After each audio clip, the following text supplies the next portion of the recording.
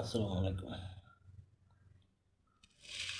এটা হচ্ছে আজকের ভাত।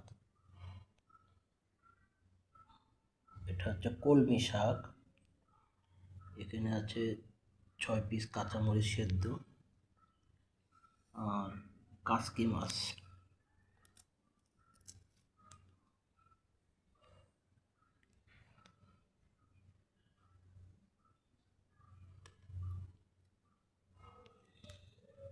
কাসকি মাছ, এক বাটি আলু দিয়ে ভাজি, চচ্চড়ি, কলমি শাক, কাঁচামরিচ আর ভাত। এই হলো আজকের রাতের খাবার।